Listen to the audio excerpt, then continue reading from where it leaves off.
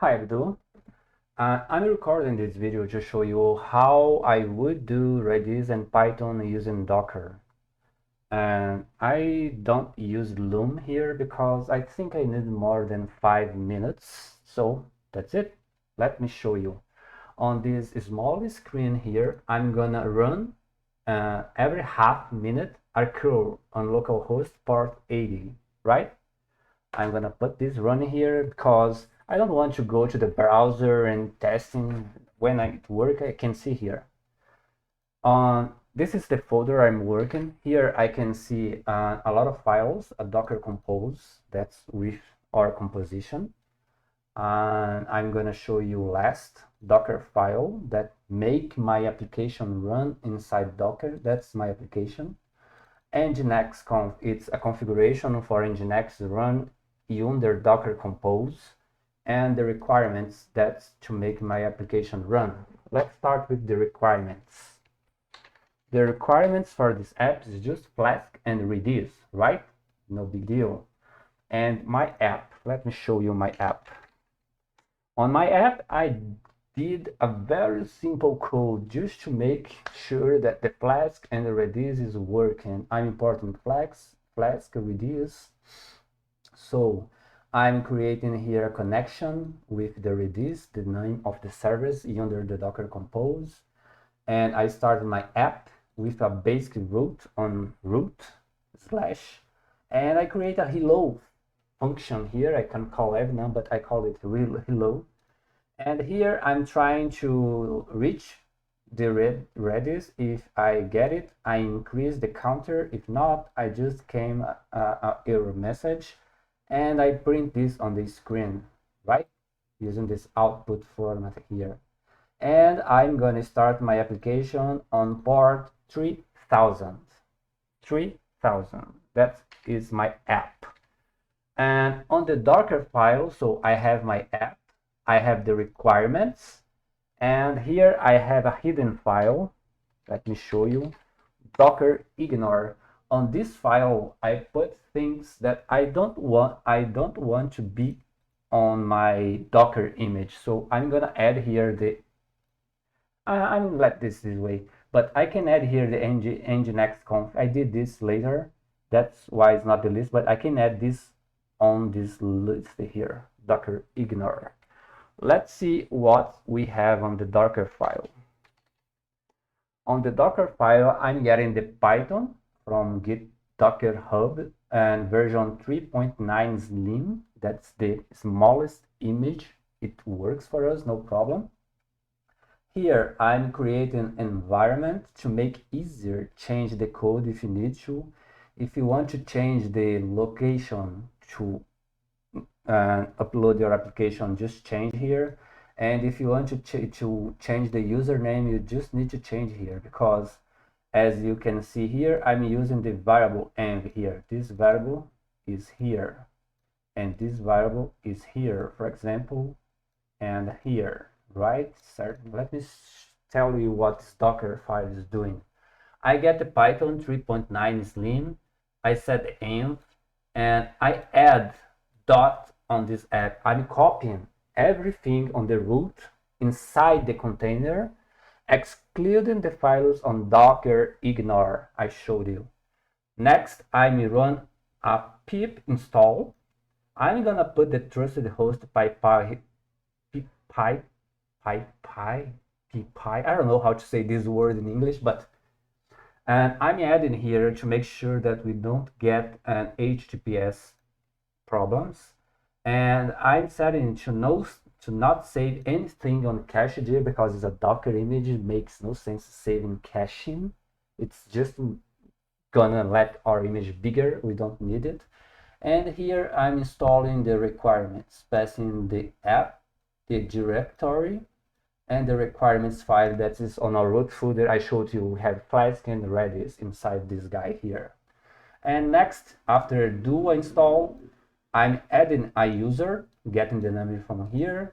And next, I'm changing the permissions for this folder to this user here. And this user and the group is the same name. Okay. Next, I'm telling the Docker to work on this directory. This will be our default directory, this one here. And I'm changing the user to be this one because I don't want my application run as root. Do you agree? It's important to do that. And I'm exposing port 80. And here I'm the CMDs that we're gonna start when we call the Docker. What we're gonna run? We're gonna run the Python, my app, .py. I showed this file for you before. And I don't need to pass the dir because I'm telling to use this dir, right? That's the Docker file. Let me show you the, I showed you the requirements, I show you the app, I show you the Docker file. Let me show the Nginx configuration. Nginx configuration, I just created an upstream server that is Python 3000. Do you remember our application is running on port 3000, don't you? And here I'm starting the Python on port 80. And when someone asks for / the root, I'm gonna route this to my app. That is this stream here. I'm going to proxy pass it to my app. And the rest of the code is just setting headers to make it possible to run. It's not, you can Google it if you try to understand it better, but that you need only this, okay?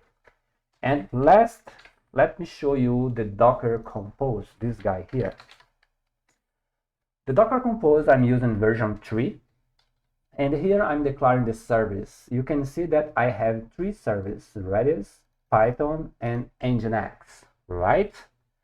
On the Redis, I'm using the Redis official Redis image 6.2, and I'm using the port 6379. And for Redis, I'm setting a network I called app backend because I want to split the network from Redis, from the application, to make sure the hacker don't reach our Redis server. Okay, that is the Redis part. The Python part, I don't have an image, but I have a Python file and I have a Docker file. So I want to make my image, I want to build it. So I'm going to use the build here. Passing the context is the same directory and the Docker file name, but the Docker file I showed you in last. Here the port, the container is running 3000. I showed that for you on the Docker file and the Python application. And this guy here depends on Redis. I'm saying to Docker Compose, you must start this guy after this one. It's dependence. And here I have the networks, and this guy gonna talk to the back end, and this guy gonna talk to the front end. The front end is our Nginx, right? For Nginx, I'm using the image Nginx 1.21, and at this point you can see here I'm exposing the port. Here I'm just put 3000 and here 6379. It's only internal paths, but this one here I want this to go to the world to publish my app. So I need, this is the port on the host and this is the port on container. I showed you the Nginx configuration that we are open the port 80, right? And this guy here to run, he depends on Redis and Python. This guy must be running to start this one. And this network is the app front end. In other words, this guy here talk to back end and front end. This guy only back end and this guy here front end. Do you understand that? Okay, awesome. And here is the catch. I'm mounting the Nginx configuration I showed it to you inside the default configuration. I want to replace it on the default image. So instead of using the default configuration, I'm going to use the file I created, I showed you before. And here I'm defining the networks. This is back end and front end. I'm using it as bridge. You can change it if you need, but for me, bridge is going to work. Okay, so I show you the requirements, Nginx, my app, Docker file, and Docker Compose. How we can start this, how we can put this to work. Very simple. The first step to make sure your Docker Compose is right, you can get the help. Docker Compose, I don't know if it's version, let me see. Yeah, just to show the version I'm using, this one, if you want to try to see the version I'm using. And you can give the Docker Compose alone to see the options you can have here. You can do a build, bundle, config, created. You have all these commands. We're gonna pull the images and we're gonna build the image. That's what I'm gonna do now, okay? Docker, you don't need to do it. I'm just doing for you to, the commands.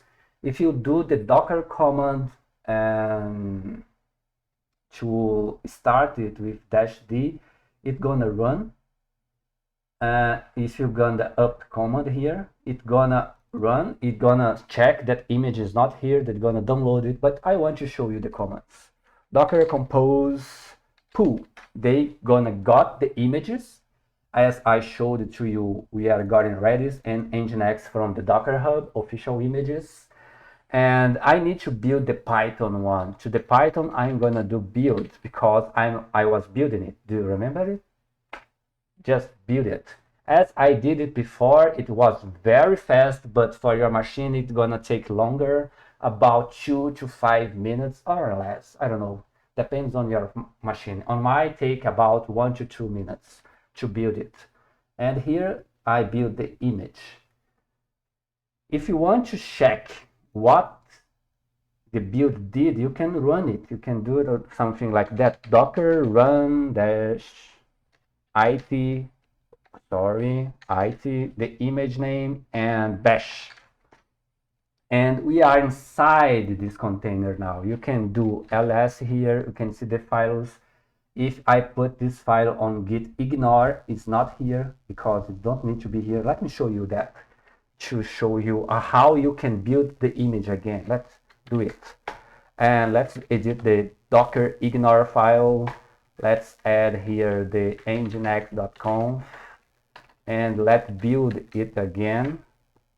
This time take longer because I changed something, so it's gonna really build it.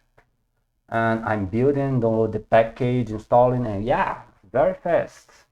And let me run it again to show you that as I put nginx.conf in docker ignore is not here anymore, right? We only have the app and requirements. That's what we need. If you take the owner is my user, I set on Docker file. This is very important. Never run an application as root. Never. You can see here, who am I? I'm my user. So that's cool. The image is good. We can run it. Let's start it. To run it, you just need to do docker compose up. And we're gonna build it and start it. Create the network, everything we need. You can see here that start counting access on my small screen here. Every time I access, I record the number on Redis and give back to the user. You can see here I have Nginx and Python. Let me stop here.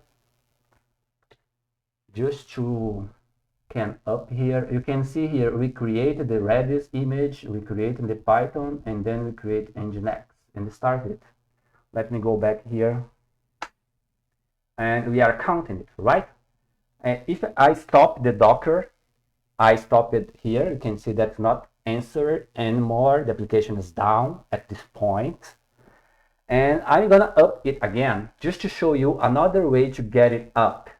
I did this way and I get stuck on my terminal. You can up with the -d here, and they're gonna run it in background and free up the terminal for you. You can see the application is running, but I have my terminal free. So you can do docker compose and you can do a ps to see what is running. We are running these containers here. You can see that we don't lost the number, and we can get the docker compose to see what option. We have the stop if you want to stop it, start, pause.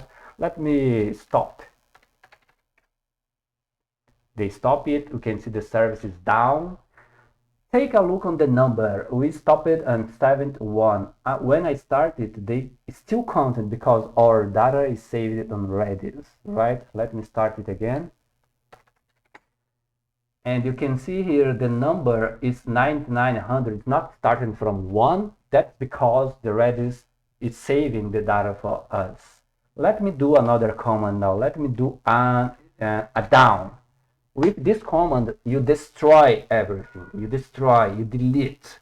You delete the containers, you delete the data, and you delete the network. At this point, if I start it again, I'm gonna start from 0. You can see the application here. We will start from 1 again. You can see when start run here, it started from 1 again. We deleted all data, so you need to take care with the down command, right? And if you don't did it right. Another thing I want to explain you here is just you may maybe be asking why I need an Nginx if my Python application can give the content directly. If you go to the Docker Compose, I can put here the, instead of installing an Nginx, I can put here something like that, and I can comment this one here.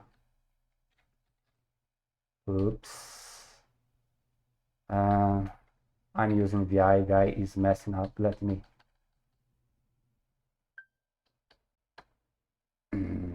Yeah. Let me comment this guy here just to show you. Oops. Not this one. Yeah. Commenting this guy. This one. I'm commenting this guy, right? So I'm gonna stop it down. They will complain because we have can see we don't have Nginx anymore, so they tell you need to use remove because we commented it, right? So they warn you that you need to run this way. You can do it and delete everything, no problem. And let's start it again, just enough. You can see the application is working. So you may ask why I need Python. What the hell I need to install?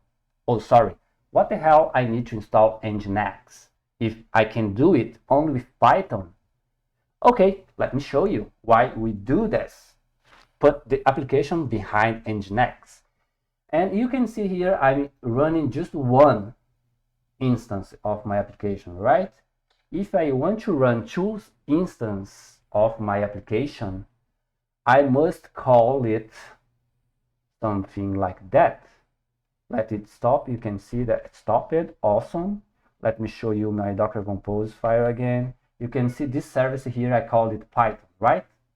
And I want to run more than one instance of this guy. I call like that, up, scale, Python. I want to run two instances of Python. Take a look. It's not going to work. They started, but it's not working because this port is using. I can't open 280 port on my server, right? So that's why I use Nginx. Let me put here a down again. Delete everything, uncomment, put back the Nginx for us, and to show you why I use Nginx in front of Node.js, Python, whatever application I want to scale good. Let's see the Docker Compose here. Let me take this out, and let me take this out. Awesome. Now we have Nginx listen on port 8. This guy here can list whatever port he needs because I'm not setting. So that's it. Now if I give the same command I did before, running two Python images, I can do it. Oops, sorry, I think I did a mistake here. It's not well formatted. Sorry about that. It's here. Okay.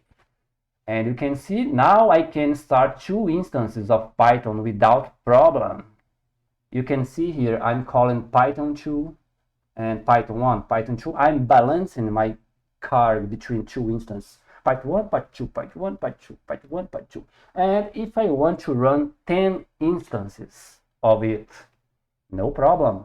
You did the Docker Compose right. So now it's easy to scale if you need to.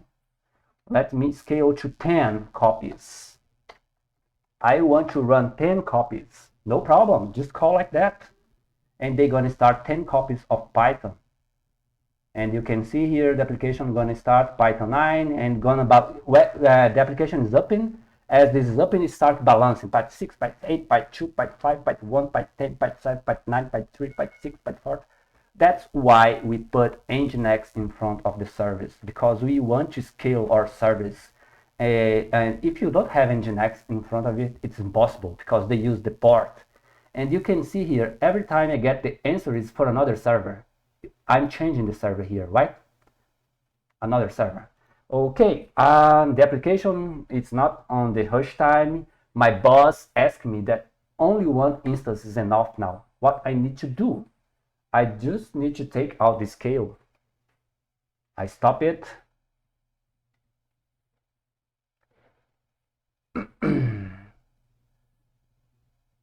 And I can take out the scale, and it will be with only one instance again. You can see here only one instance every time you got the same host name. And when you finish, you want to delete everything you did, I think. And for that, as you remember, you just need to do a Docker Compose down. And I'm gonna do it and finish the video. I think I explained how I use Docker Compose, and you can use this way because it's very easy when you do that. Okay, that's it. See ya.